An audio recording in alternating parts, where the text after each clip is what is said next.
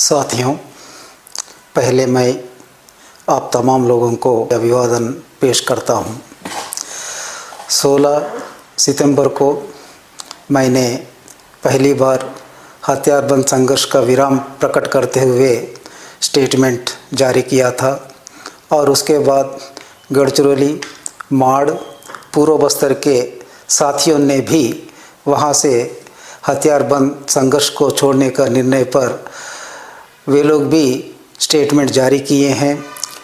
मैं महाराष्ट्र के गढ़चिरौली में 60 कामरेडों के साथ मेरा हथियार छोड़ दिया था, वे लोग भी हथियार छोड़े हैं। उसके बाद सैकड़ों की संख्या में साथियों ने छत्तीसगढ़ में अपने हथियार छोड़ दिए हैं। इसी बीच में भारत की कम्युनिस्ट पार्टी माओवादी के केंद्रीय कमेटी के सदस्य चंद्रन्ना तेलंगाना में पुनर्वासन के लिए आए हैं। इन तमाम साथियों को मैं अभिवादन पेश करता हूं। हम इस देश में लंबे समय से, कई वर्षों से काम करते आ रहे हैं। इसमें कई साथियों को हम खो गए हैं। आज हम बाहर आने का मतलब ये है कि बदल रहे परिस्थितियों का एक संकेत होता है। इसलिए आज हम हथियारबंद संघर्ष को छोड़कर जनता के बीच में आए हैं और जनता के बीच में ही काम करने का निर्णय लिए हैं। हम जिस साथियों को खो गए हैं उन साथियों के चलते हम ये बदलावों का समझना जरूरी है। आज भी देश में कई साथी इलाकावार सत्ता को अपनाने के लिए उस रास्ते पे हथियारबंद संघर्ष में डटे हुए हैं और ये तो हम समझना है कि इस रास्ता पर चलते हुए ही हम जनता से दूर हुए हैं। ये उस रास्ता की विफलता को दर्शाता है। लेकिन हमारा सीसी तमाम बदलावों को पहचान रही है, लेकिन हमारे संघर्ष पर बदलाव लाने के लिए तैयार नहीं है। ये उसकी कटमुल्लावाद तरीका को दर्शाता है। इसलिए देश के कोने कोने में काम कर रहे हमारे साथियों से मेरी अनुरोध ये है कि आप तमाम लोग हथियारबंद संघर्ष पर हम आगे नहीं बढ़ेंगे करके हम जो समझे हैं आपके सामने रख रहे हैं।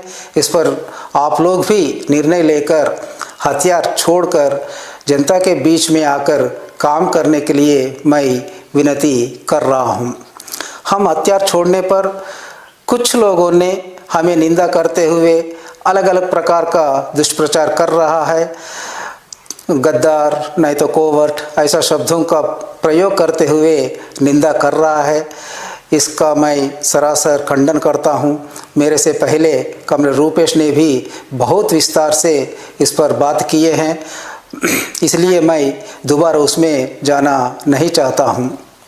आज परिस्थितियां बदल गया है, इसलिए मैं आप तमाम साथियों से अनुरोध कर रहा हूं कि आप हथियार छोड़कर जनता के बीच में आइए। कानून के तौर पर हम जनता के बीच में रहते हुए काम करेंगे। और इसी अवसर पर मैं तमाम देश के बुद्धिजीवियों और जनवादी प्रेमियों और मुख्य रूप से आदिवासी हितैषियों से अनुरोध कर रहा हूं कि हम जो निर्णय लिए हैं इस निर्णय को आप समझिए और हमारा समर्थन कीजिए। जिन लोगों ने हथियार छोड़कर आने के लिए तैयार है, जिन लोगों ने जनता के बीच में काम करने के लिए तैयार है, आप लोग मेरे संपर्क करने के लिए ये नंबर मैं बता रहा हूँ। इस नंबर पर कांटेक्ट करने से हम आपका राय जान सकते हैं, आप आ सकते हैं।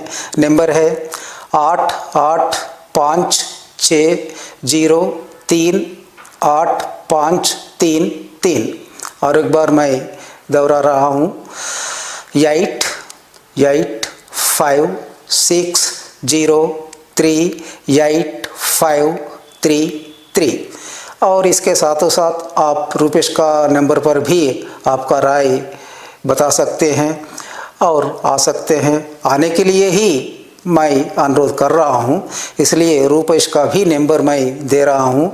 उनका नंबर यह है कि 6267 38163 और एक बार 6267138163। धन्यवाद।